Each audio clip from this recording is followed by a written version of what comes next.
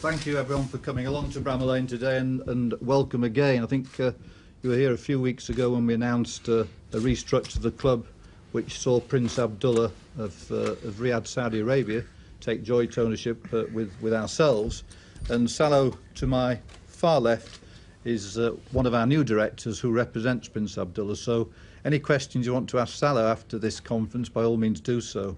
But really it's to say a very warm welcome to Nigel, who today joins the Blades. He's one of those characters that we've known about in football for so long, obviously on occasions met, with a fantastic reputation for his abilities.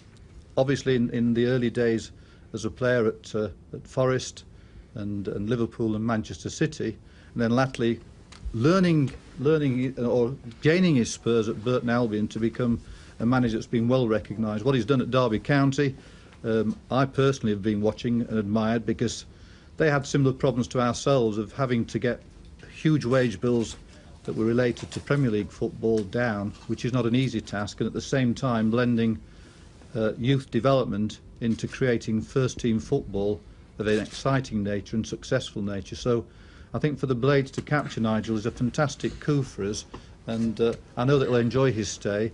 So I want to welcome Nigel, and also Andy, Gary and Simon, who will be joining him as part of our coaching team. And just let me say again, I also wish to say many thanks to Chris Morgan. Chris has stepped into the breach on, this is his second occasion. A young man of 35, he's got those benefits of being a natural leader as a captain when he played for the Blades. So Chris, thanks on behalf of us all at the club what you've done. I know you'll be a material part of Nigel's setup, and there's so much to be done at Sheffield United. We're a great club, much to do. We all know that we've got into a position in the league which we didn't expect at the start of the season, and Nigel's here to take the reins with a very clear stated intention between the Prince and myself to look towards getting this club back to the Premier League within a sensible period of time. No predictions on what I mean by that, but a real aim and desire from us all to achieve success on the field of play for Sheffield United. So, Nigel, welcome. Thank you. Nigel, it's Rob Dawson at Hi, Rob. Sky Sports News. Congratulations. Thank you. When I saw you 3 weeks ago and you'd just been sacked by Derby, you said you'd had 15 years straight as a manager. Time for a bit of a break. What happened? Well, we've had 3.5 weeks.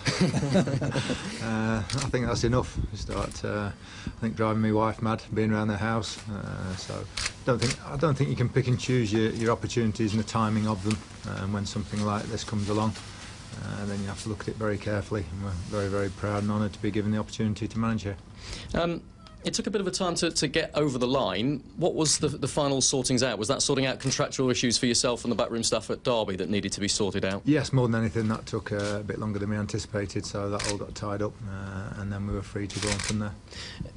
You had such an affiliation with Derby, the city, and Derby County, the football club. First time we've heard from you since you left there. Were you angry at the way it ended there? Disappointed, as much as anything. Yeah, there was an element of anger in there as well, but I think now what we have to do is put that behind us. We thought we had a great 4.5 years or so there, and trying to turn the club's fortunes around, and have left them in a very good position. And we'll try and do the same thing here, try and build a team and a squad that's capable of challenging for promotion. You're used to having a long time at football clubs. You had 11 years at Burton Albion, and 4.5 at Derby.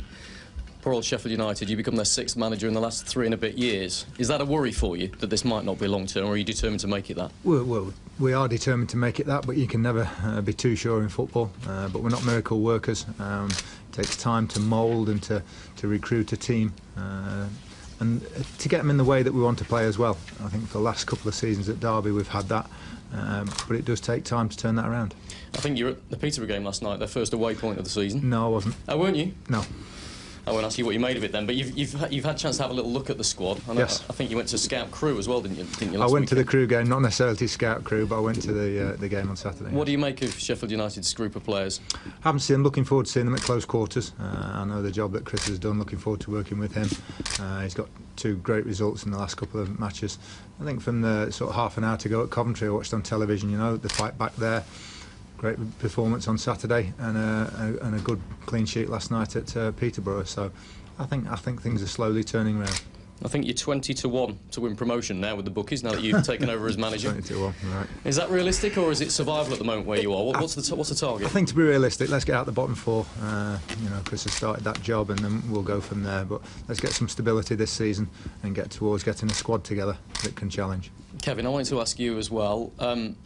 Obviously, the Prince taking over last month excited a lot of Blades fans, potential for a lot of investment. He did say it would be, what was the exact words? Spent judiciously, I think was the words. Will there be money given to Nigel straight away for loans and maybe for permanent players in January? I think that comes when Nigel's settled in and really comes back to what he thinks is necessary to, as he said, get it out of the bottom four and then see where we go from there. But, you know, there are funds available. It's using them in a sensible way to achieve our aims.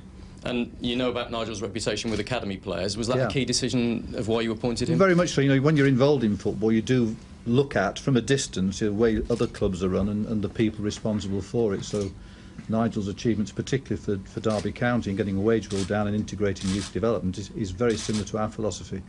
You know, we've got a top-class academy and we expect our youngsters to make it through.